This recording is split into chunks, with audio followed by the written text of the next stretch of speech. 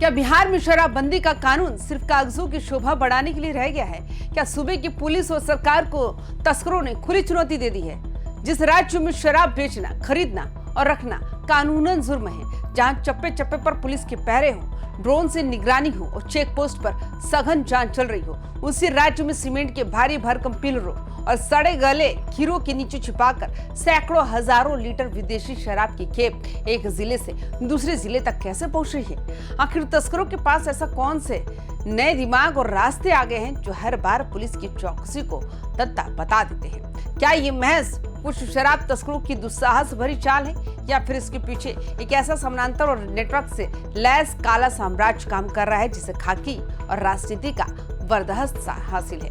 और सबसे बड़ा राजनीतिक सवाल, मुख्यमंत्री और गृह मामलों से जुड़े बड़े चेहरों की जीरो टॉलरेंस वाली नीति की तस्कर बार बार हवा में क्यों उड़ा रहे हैं? क्या विपक्ष का ये दावा सच साबित हो रहा है कि बिहार में शराबबंदी पूरी तरह से फ्लॉप और फेल हो चुकी है? नमस्कार, आप देख रहे हैं वाइबिन बिहार झारखंड। मैं हूं आपके साथ मुदिता त्रिपाठी। हम बात कर रहे हैं बिहार की कागजी शराबबंदी और जमीन पर जारी तस्करी के उस अनूठे और खतरनाक खेल की, जिसने पूरे सिस्टम की पोल खोलकर रख दी है। बिहार में शराबबंदी लागू हुए सालों बीत चुके हैं, दावे बड़े बड़े किए गए, राज्य में पूरी तरह से शराब पर पाबंदी है, लेकिन जमीनी हकीकत क्या है? जमीनी हकीकत यह है कि तस्कर हर दिन पुलिस को चकमा देने के नए, अनोखे और ऐसे तरकीबें निकाल रहे हैं जिन्हें देखकर आम इंसान ही नहीं बल्कि जांच करने वाले पुलिस अफसर भी दांतों तले उंगलियां दबाने पर मजबूर हो जाते हैं। हाल ही में बिहार के दो अलग अलग जिलों से आई दो ऐसी खबरों ने पूरे प्रशासनिक महकमे में हड़कंप मचा दिया। इन दोनों वारदातों ने यह साबित कर दिया कि तस्करों के हौसले इतने बुलंद हैं, उन्हें ना तो कानून का डर है और ना ही सरकार का। पहला मामला बिहार के मुजफ्फरपुर जिले से सामने आया है। मुजफ्फरपुर के मनियारी थाना क्षेत्र के अंतर्गत NH-28 पर जब पुलिस ने रूटीन चेकिंग के लिए एक ट्रक को रोका तो पहली नजर में किसी को शक तक नहीं हुआ। ट्रक के ढाले के ऊपर बड़े बड़े भारी भरकम सीमेंट के पिलर और कंक्रीट के ब्लॉक्स रखे हुए थे। उनके नीचे एक मोटा काला तिरपाल बिछा हुआ था। किसी को भी देखकर ये लगता है कि ये किसी कंस्ट्रक्शन साइट का सामान ढोने वाला सामान्य ट्रक है, लेकिन जब पुलिस ने शक के आधार पर और गहराई से जांच की, तिरपाल और सीमेंट के उन भारी पिलरों को हटाया तो उनके नीचे का नजारा देखकर पुलिस अफसरों के होश उड़ गए। सीमेंट के उन भारी भरकम पिलरों के ठीक नीचे सैकड़ों कार्टन विदेशी शराब की खेप छिपाकर रखी गई थी। सोचिए, तस्करों का दिमाग किस स्तर तक जा चुका है। वे जानते थे कि भारी पिलरों को कोई आसानी से हटाने का जोखिम नहीं उठाएगा और इसी बात का फायदा उठाकर वे लाखों की शराब बिहार के बाजार में खपाने जा रहे थे। अगर आपको लग रहा है कि तस्करों की कारामात सिर्फ सीमेंट के पिलरों तक सीमित है, तो जरा दूसरी वारदात भी सुन लीजिए, जो गया जिले के ढोभी चतरा मुख्य मार्ग से सामने आई है। यहाँ बहेरा थाना पुलिस को एक गुप्त सूचना मिलती है कि झारखंड के बालूमाथ से शराब की एक बहुत बड़ी खेप पटना ले जाई जा रही है। जब पुलिस ने देर रात ढोभी चतरा मार्ग पर नाकाबंदी की और भोर में करीब 3 से 5 बजे के बीच एक संदिग्ध पिकअप वाहन को रोककर तलाशी ली तो गाड़ी से बेहद सड़ांध आ रही थी। गाड़ी के ऊपर सड़े गले बदबूदार खीरे लदे हुए थे। आमतौर पर कोई भी इंसान बदबू की वजह से सड़े खीरों की टोकरियों को छूना भी पसंद नहीं करेगा, लेकिन जब पुलिस कर्मियों ने हिम्मत जुटाकर उन सड़े हुए खीरों की परतों को हटाया तो नीचे का मंजर साफ हो गया।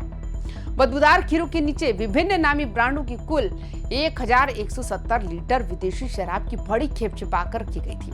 पुलिस ने तुरंत चालक पिंटू पासवान को गिरफ्तार किया और गाड़ी को जब्त कर लिया।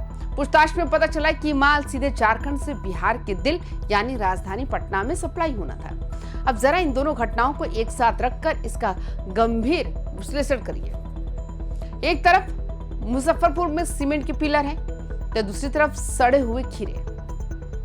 ये इस बात का सीधा सबूत है कि बिहार की सीमाओं से लेकर जिलों के अंदर तक शराब की तस्करी का एक बहुत बड़ा सुसंगठित और हाईटेक सिंडिकेट काम कर रहा है। तस्करों को इस बात का पूरा भरोसा होता है कि वे किसी न किसी रास्ते से माल को मंजिल तक पहुंचा ही देंगे और यही बात बिहार के राजनीतिक माहौल में आग लगाने के लिए काफी है।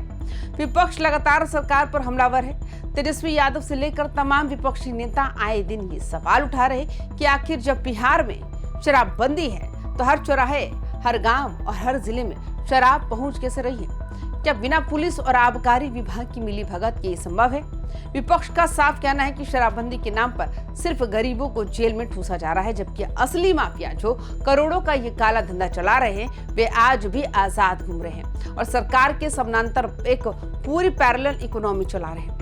दूसरी तरफ सरकार की बात करें तो बिहार के सत्ताधारी दल और गृह विभाग की कमान संभालने वाले बड़े नेता लगातार दावा करते हैं कि सरकार की नीति जीरो टॉलरेंस की है। वे कहते हैं कि किसी भी अपराधी या माफिया को बख्शा नहीं जाएगा। लेकिन सवाल ये उठता है कि जब जीरो टॉलरेंस है तो तस्करों में इस नीति का खौफ क्यों नजर नहीं आता? बार बार सरकार के कड़े रुख के बयानों के बावजूद तस्कर सीधे सत्ता और कानून व्यवस्था को चुनौती दे रहे हैं। वे नए नए तरीके इजाद कर रहे हैं। कभी एम्बुलेंस में शराब, कभी दूध के टैंकर में शराब, कभी सीमेंट के पिलर में तो कभी सड़े हुए खीरों के नीचे। ये स्थिति सीधे तौर पर राज्य के गृह महकमे और पुलिस तंत्र की विफलता की ओर इशारा करती है।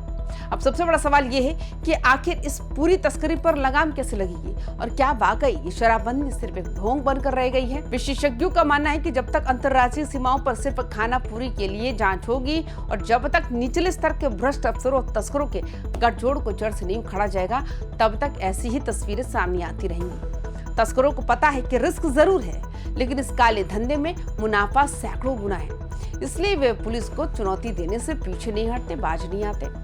तो आपको क्या लगता है कि बिहार में शराबबंदी कानून को अब और कड़ा करने की जरूरत है या फिर इसे पूरी तरह से फेल मानकर इसकी समीक्षा होनी चाहिए? क्या सीमेंट के पिलर और सड़े खीरों के नीचे से मिलने वाली ये शराब इस बात का सबूत है कि बिहार में शराबबंदी सिर्फ कागजों तक सीमित है? अपनी राय हमें कमेंट बॉक्स में लिखकर जरूर बताएं और तमाम खबरों के लिए देखते रहिए YBN बिहार झारखंड। नमस्कार।